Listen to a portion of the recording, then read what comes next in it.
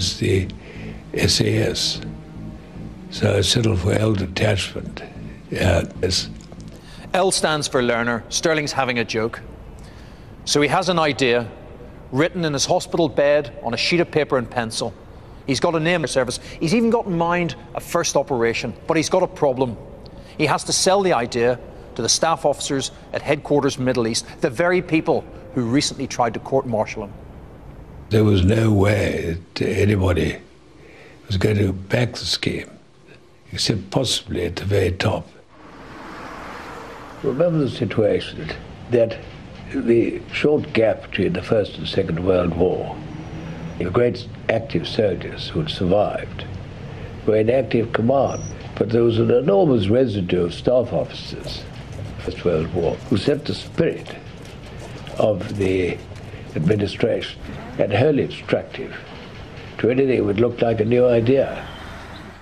There was no way you could put it in except to the Commander-in-Chief. Never at the Middle East headquarters. They were layer upon layer like shit. We had to more or less ignore the normal rules and regulations. So I decided to go and see General Ritchie. General Ritchie is Deputy Chief of British Forces in the Middle East. Sterling's plan is to present his paper to Ritchie's aide-de-camp, a Scots Guards officer like himself. Which is radical enough in its own right. But Sterling doesn't have a pass, and the Guards won't let him in. What he's about to do is unbelievable. So I had to use my crutchy ladder to get over the wire when the Guards weren't looking, which of course unfortunately they did just after I got to the ground on the other side. And I wasn't able to run very fast because of my lacking the crutches. The Guards chase Sterling inside. By sheer chance, Sterling finds himself in the corridor with a man he's looking for office. Sterling knocks and goes in. But I'd forgotten he was the same chap who'd, when I was in the supplementary reserve of the Scots Guard, he tried very hard to have me sacked.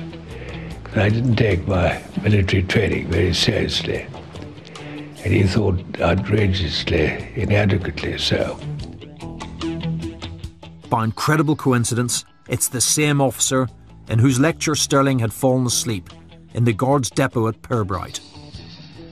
So I appeared and put a paper for him to read. He was absolutely outraged. The aide calls the Guards. Sterling heads back into the corridor and turns into the next office, which is General Ritchie, which is another rare bit of good fortune, and asked him to read this paper. He was very courteous and took him rather by surprise, and he settled down to read it. And about halfway through, he really got quite engrossed in it and forgotten the rather irregular way it had been presented. When he finished the paper, he said, "This is something we can use. This paper looks real promise." And that was the beginning of the SAS.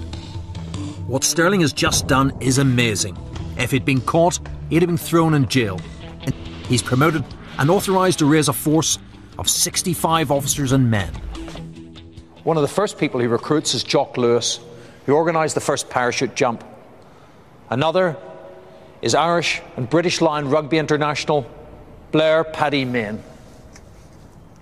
But with Main's a problem. He's in prison, awaiting a court-martial. He found read out his commanding officer, and was a time in the jail at Geneva. I went to interview him, and he had every reason not to take me very seriously as a soldier. I told him that the proposition was a good one, and he joined up. But I told him that very firmly this command wasn't for hitting. And he always subsequently honoured that commitment.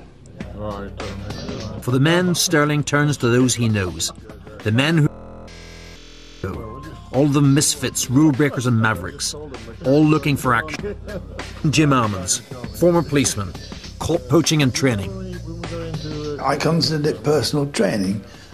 It's a very daring and out-of-the-way thing to be. And the cookhouse is rather short of fresh meat anyway, so I not only trained myself, I provided something for the cookhouse. Pat Riley, an Irish-American. He has to smudge the writing on his papers to join the British Army. Johnny Cooper, too young to join up, he got in by bribing a recruiting sergeant. I had a lot of problems getting into the army because they thought that I wasn't big enough, and they turned me down. And then I was tipped off by a friend of mine who was living in the same accommodation in Bradford when I was learning apprenticeship, and said, look, you go down and try and join the Guards, but do take 2 half-crowns with you. Do we go in, carry on? Reg Seekings fiddled his name onto a special duties list for commando training without his commanding officer knowing. Bob Bennett got into trouble in the Guards for always volunteering for hazardous assignments. A friend of mine, Lofty Baker, and myself volunteered for everything that came up on detail, things like machine gunner, on a trawler, rear gunner. And we eventually were taken in front of an officer who said if we volunteered for anything else, we'd be punished. Dave Kershaw fought against Franco, hardened socialist who got on well with the aristocratic Sterling.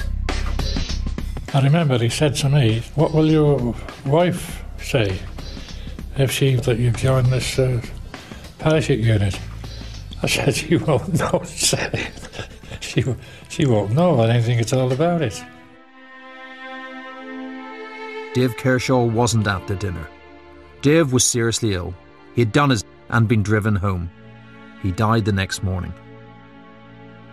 The Originals said he'd only held on to life to put his story forward.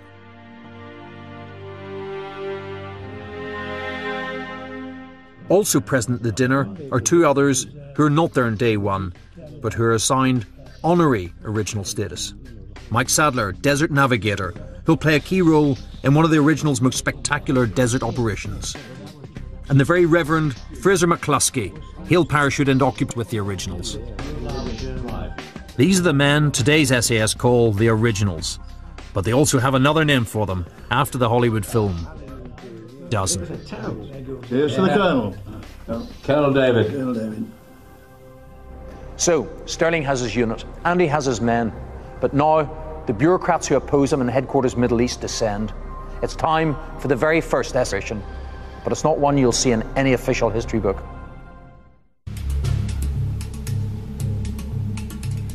North Africa, 1941. David Sterling, a young Scots Guards lieutenant, has a revolutionary idea of war. Sterling's idea, the SAS, the generals approve, but now his enemies at Middle East headquarters try to stop him. What happens next breaks all the rules, isn't in any official history the first ever operation for the SAS. We simply weren't able to get what we'd been assigned, and we were told it would take several weeks, which we couldn't afford. We had to get down to training immediately.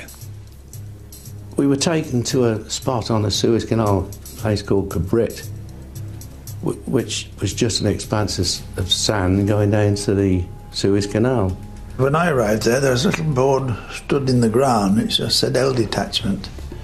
There was a vast space behind it. And someone said, well, where's the camp? And Colonel David said, well, that's the first job, is to steal one. And down the bottom of the road, about 2 miles down the road, was a great big New Zealand camp, and they were up in the desert operating. And that evening we were taken down to Kiwi camp, where we stole tents, tents for the officers' mess, tent for the sergeant's mess. We stole a piano, stole everything, the whole camp. By next morning, we had probably the best camp in the area. I've forgotten what we did to the piano. I think we gave it back to them as part of a bribe to hold them, which they didn't, and they laughed quite a lot at the end because they they couldn't help but identify where they had all gone. The infant SAS train themselves. Parachuting, explosives, desert navigation and survival. At the heart of this is Jock Lewis.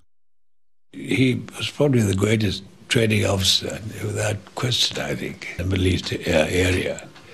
He improvised all kinds of new techniques, which became the foundation, really, of today's SAS.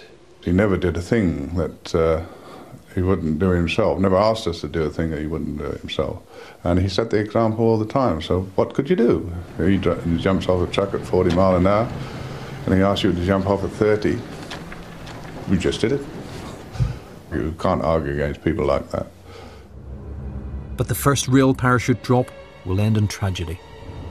So the first plane took off, loaded up. I myself was on the second lift, standing with Dave Kershaw and the rest of the chaps. Dave Kershaw said, "I'm sure something came out from the plane," and I said, "Well, if it had, then I'd shoot." And Jock Lewis explained that a chap named Warburton and a chap named Duffy had been killed, and what had happened, the ring had jumped over the hooks, hadn't developed. And Jock Lewis, being the man he was, said that hooks would be made safe and we'd all be jumping in the morning. And we all went back to our tents with a 50 tin of cigarettes and smoked till the next morning. And the next morning it convinced me that I was with the right. They were offered at that parade to leave the unit if they wanted to, and not one left. And from then on the jumping went perfectly okay. But there's a problem. The Originals' primary mission is to destroy enemy aircraft. And to do this effectively, they need a bomb which will both explode and ignite at the same time, and it must be small enough for them to carry 10 to 20 each. The engineers can't help. They create an explosion, but no ignition. Or ignition with not enough bang. 3, 2, 1, Engineers say there's no way of combining the two. So Jock Lewis invents his own, the Lewis bomb. Plastic explosive, engine oil, thermite and steel filings. The great day arrived, and Jock had mixed up a mixture of plastic, thermite and steel filings. That was the secret, steel filings. 3, 2, 1. And of course the thing blew up. And oh, it was a great moment, a great moment.